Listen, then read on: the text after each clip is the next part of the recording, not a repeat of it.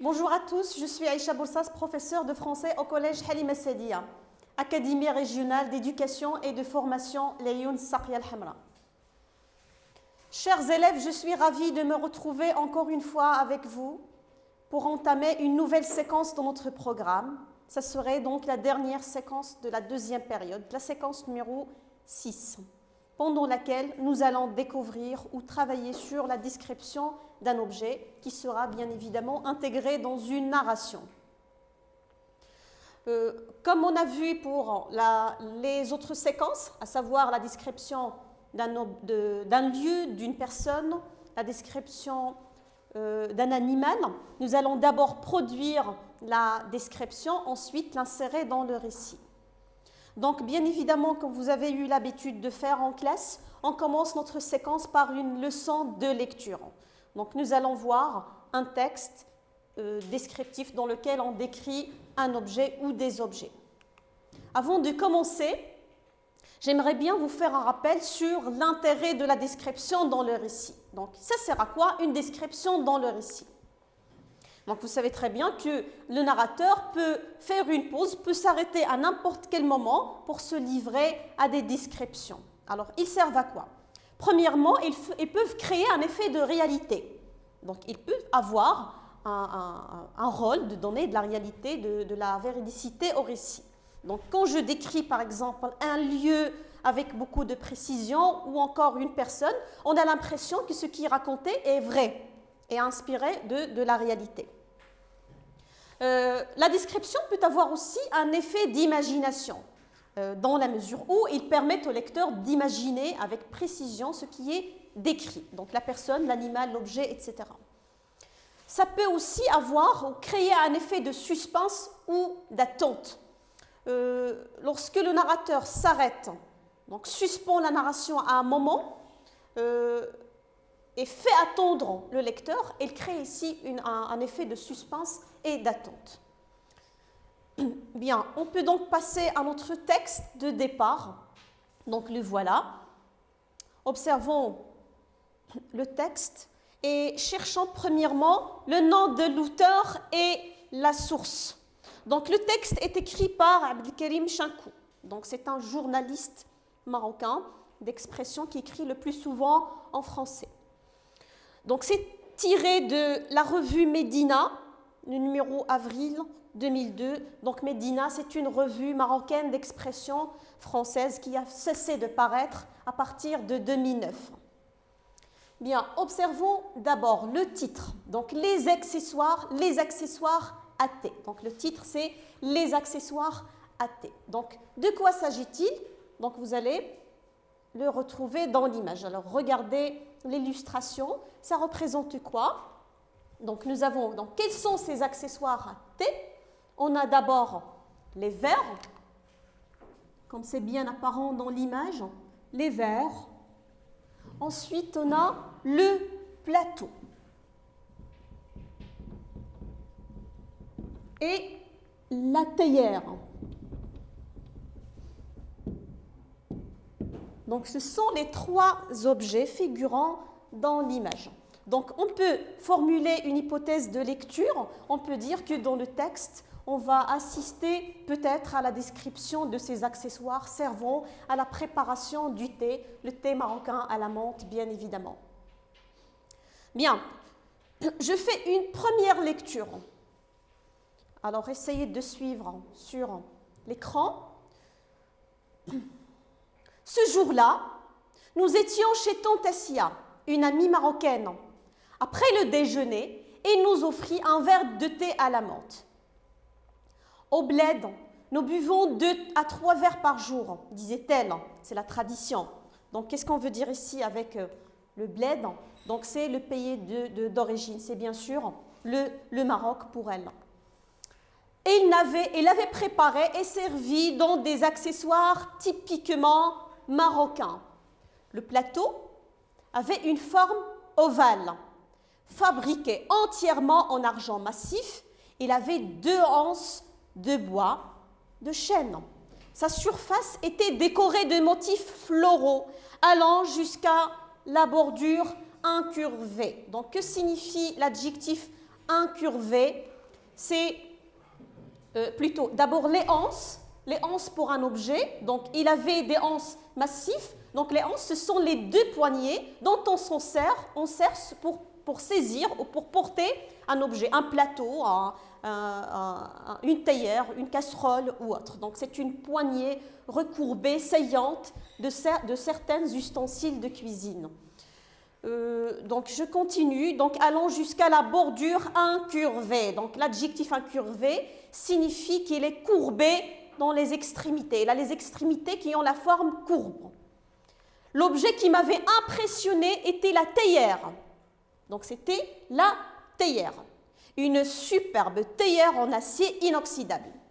Son couvercle de forme conique. Le couvercle, c'est bien sûr cette partie-là qu'on peut fermer ou ouvrir, qui sert à couvrir la théière. Donc, son couvercle de forme conique était joliment orné de motifs berbères. Son récipient saillant était juché sur 4 petits pieds. Bien, à partir de cette première lecture, nous allons répondre à la première question. Dans ce texte, est-ce que l'auteur décrit seulement, ou bien qu'il raconte, ou encore il raconte et il décrit en même temps? Ça veut dire, nous avons de la description et de la narration.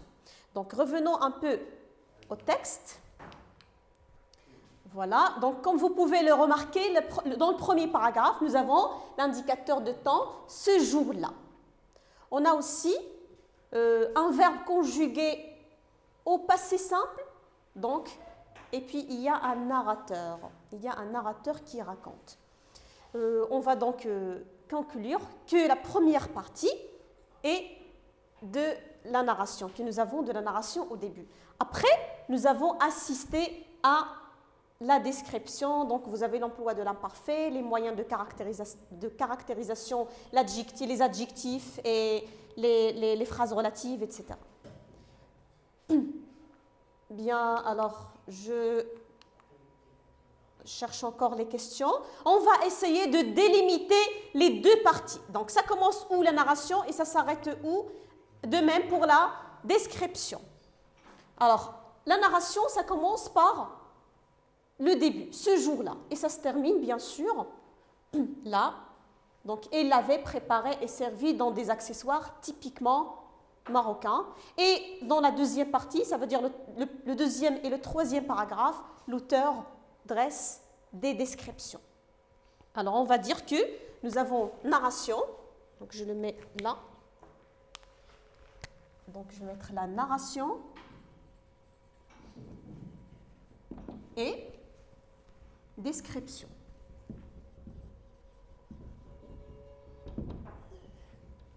Alors, qu'est-ce qui a été décrit dans le texte?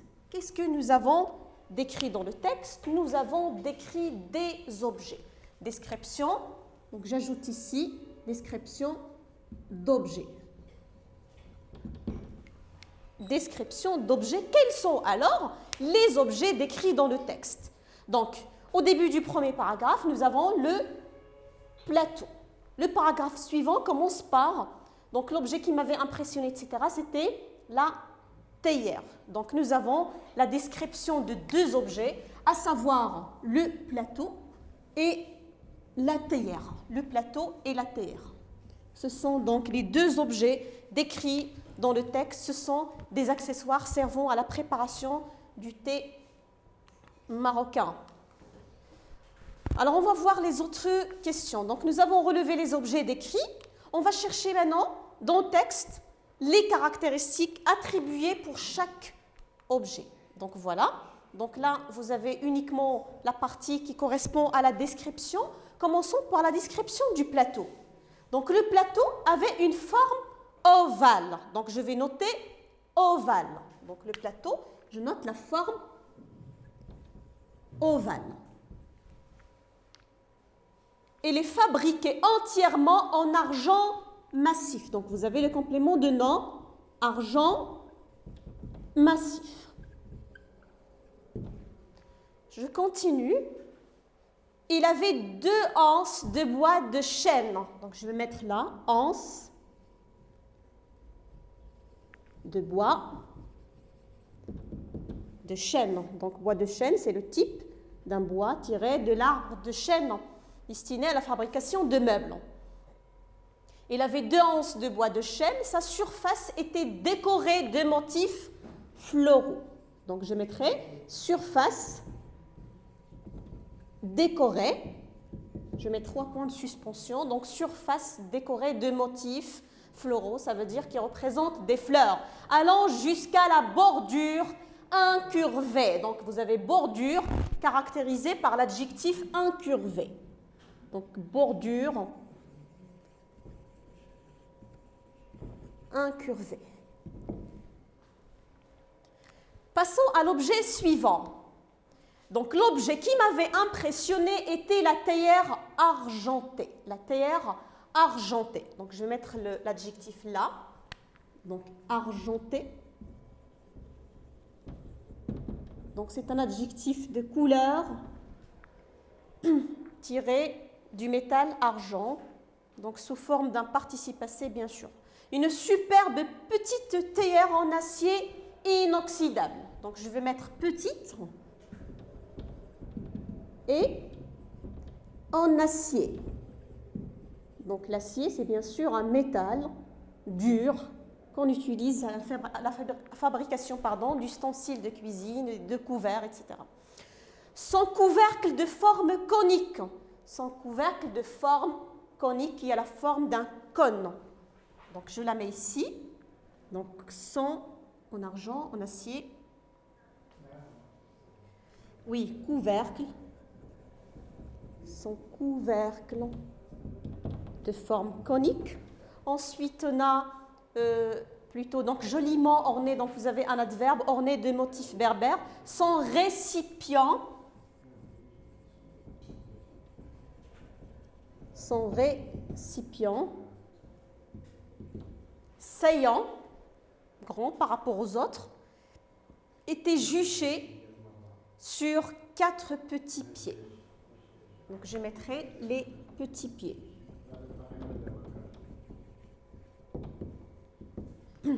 Bon. Alors on va voir maintenant la question qui suit. Après avoir relevé les caractérisants, nous allons voir et préciser à quoi renvoie ou que précisent ces caractéristiques. Alors, quand je dis ovale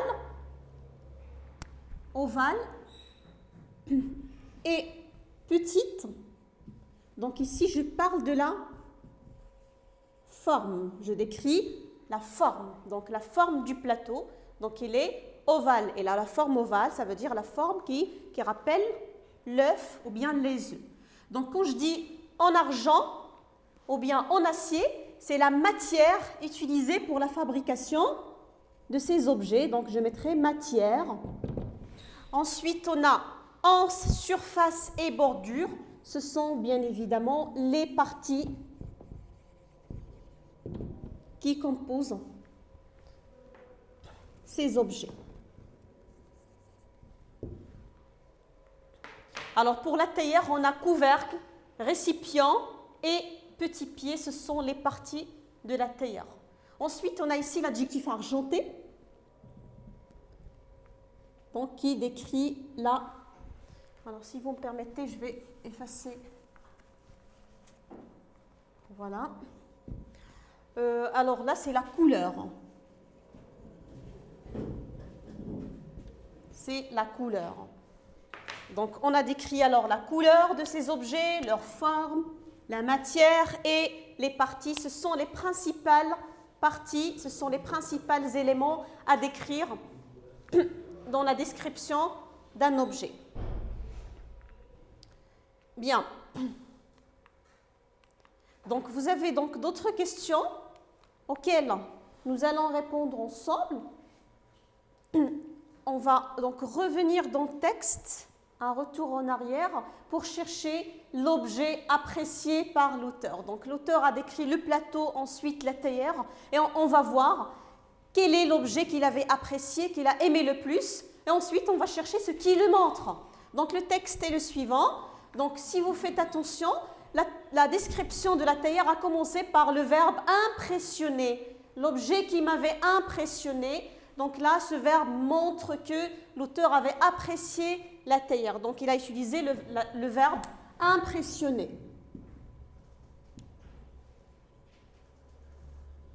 Voilà. Donc si on cherche encore un peu dans la description de la théière, on va découvrir encore un autre adjectif. Donc je relis la description. L'objet qui m'avait impressionné était la théière argentée, une superbe. Voilà, donc vous avez l'adjectif superbe. Superbe théière en acier inoxydable. Son couvercle de forme conique était joliment. On a aussi l'adverbe joliment. Donc joliment orné de motifs berbères, son récipient saillant était juché sur 4 petits pieds. Donc comme vous pouvez le remarquer, donc ce sont des mots. Donc vous avez l'adjectif superbe, c'est un adjectif subjectif. C'est un adjectif subjectif, même chose pour l'adverbe. Donc on va dire alors que la description de la théière a été faite d'une manière subjective. Subjective. Une description subjective, c'est une description dans laquelle l'auteur a utilisé les marques de sa subjectivité. Ce sont des verbes qui montrent l'appréciation. Ici, nous avons des adjectifs subjectifs, donc qui décrivent bien sûr le point de vue ou ce que pense l'auteur de cet objet décrit. Alors, on va voir la description du plateau. Si l'auteur a utilisé des moyens comme ça veut dire des adjectifs qui qui décrivent son point de vue ou s'il avait jugé sa description ou cet objet. Le plateau avait une forme ovale, fabriqué entièrement en argent massif. Il avait 2 anses de bois de chêne. Sa surface était décorée de motifs floraux allant jusqu'à la bordure, etc. Donc, comme vous pouvez le constater, donc, absence totale des adjectifs subjectifs. Donc, il n'y a que des adjectifs de forme, donc adjectifs subjectifs, de matière, etc. Donc, on dit alors que la description du plateau se fait d'une façon objective. Une façon objective. Donc, la description objective, c'est une description dans laquelle l'auteur ou l'observateur décrit uniquement ce qu'il voit, sans le juger, sans exprimer ses sentiments. Alors, la description de la théière est une description subjective qui fait d'une manière valorisante. Donc, la théière a été présentée d'une façon valorisante avec l'utilisation des adjectifs valorisants. Donc, on va voir les autres questions. Bien, je crois qu'on a répondu à toutes les questions. On va donc essayer à présent de récapituler. Donc, voici un tableau récapitulatif. Alors, pour décrire un objet, on peut mentionner son utilité, ça veut dire il sert à quoi, sa forme, sa couleur, la matière avec laquelle elle a été fabriquée. Ensuite, on peut citer les parties qui le composent avec des caractéristiques, bien sûr, attribuées à ces parties. On peut aussi mentionner ou signaler ses mesures ou dimensions ou son poids. Par exemple, dans le texte, pour la description du plateau, donc l'utilité d'un plateau, ça sert à quoi? Donc, ça sert à servir le thé. Alors que la théière, ça sert à le préparer, à bouillir de l'eau, ensuite à préparer du thé. Pour la forme, on a ovale pour le plateau et petite pour la théière. Donc la couleur n'a pas été mentionnée, celle du plateau, mais la théière avait la couleur argentée. La matière avec laquelle le plateau avait été fabriqué, c'était l'argent massif. Donc un plateau en argent massif pour la théière, c'était en acier inoxydable, et ainsi de suite. Donc les parties, nous avons des anses, la surface, la bordure pour le plateau, et pour la théière, on a eu le couvercle, le récipient et les pieds. Donc voilà, ce sont les éléments qu'on peut donc citer dans une description ou dans la description d'un objet. Alors, la description d'un objet peut se faire soit d'une façon objective, c'est le cas où l'auteur décrit ce qu'il voit sans y introduire son point de vue. Il emploie généralement des moyens de caractérisation objectifs, comme c'est le cas pour la description du plateau. La description subjective, elle, donc, amène l'auteur à décrire en exprimant son point de vue. Ça veut dire qu'il juge ce qu'il observe et il ne le décrit pas tel que tout le monde peut le voir. Il emploie des moyens ou des expressions mélioratives ou péjoratives, comme on vient de voir pour la description de la théière. Donc la description de la théière, on a dit tout à l'heure qu'il s'est fait d'une façon valorisante. C'est une description valorisante. Donc, dans cette description, l'auteur met l'objet en valeur, en soulignant bien sûr ses aspects positifs et ses qualités. Donc, la description est accompagnée de jugements favorables, exprimés par des adjectifs et des adverbes valorisants. Exemple de verbes à utiliser pour introduire ce genre de description, on peut utiliser le verbe impressionner, être impressionné aussi. Donc, admirer, aimer, apprécier, etc. Donc, j'apprécie cette théière, j'adore ce plateau, etc. Je peux aussi utiliser les adjectifs joli, admirable, extraordinaire, splendide, envoûtant, magnifique, etc. Pour les adverbes formés à partir d'adjectifs, nous avons joliment, magnifiquement, admirablement, extraordinairement, etc. Donc, ça, ce sont donc les moyens que je peux employer ou introduire dans ma description si j'ai l'intention de décrire d'une façon valorisante ou subjective. Bien qu'en prolongement, je vous propose l'activité suivante. Donc, c'est la description. Donc, vous avez la description d'une commode. C'est tiré d'un site de publicité d'IKEA. Cette belle commode au design traditionnel a été fabriquée en bois massif, issu de sources gérées durablement avec matériaux naturels et résistants. Elle est munie de tiroirs à fermeture silencieuse qui coulissent en douceur. Elle rajoutera une touche agréable à votre intérieur. Donc, la description est là. Essayez donc de répondre aux questions qui l'accompagnent. La description de la commode se fait-elle d'une façon objective ou subjective? Donc, tu dois bien sûr relire le texte afin de pouvoir répondre à cette question et décider s'il s'agit d'une description objective ou subjective. Ensuite, tu vas bien sûr justifier ta réponse en tirant les mots qui t'ont amené à dire ou à choisir ta réponse. Donc, comme on vient de dire tout à l'heure, avec la présence d'adjectifs subjectifs, de moyens subjectifs, on peut dire que c'est une description subjective. Si nous avons que des adjectifs ou des caractérisants objectifs, on dirait alors que c'est une description objective.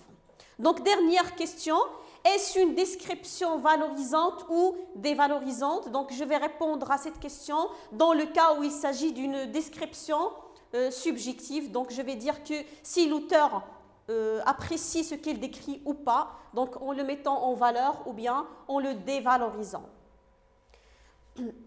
Donc, je vous propose une autre activité, donc à part celle-là. Donc, ça, c'est la description du plateau à laquelle tu viens juste d'assister dans le texte. Le plateau avait une forme ovale, fabriquée entièrement en argent massif. Il avait 2 anses de bois, de chêne. Sa surface était décorée de motifs floraux allant jusqu'à la bordure incurvée. Donc, tu vas relire encore une fois la description et tu essaieras chez toi de la réécrire, puisqu'on a dit tout à l'heure que la description du plateau s'est faite d'une façon objective. Essaye maintenant de la réécrire, de réécrire la description du plateau de façon à avoir une description subjective. Ça veut dire que dans la description du plateau, tu vas introduire d'autres moyens langagiers qui marquent la subjectivité, soit une description valorisante ou une description dévalorisante. Bien. Alors, je te remercie pour ton attention. J'espère que tu as pu bien suivre avec moi pendant cette séance. Donc, je te souhaite bon courage.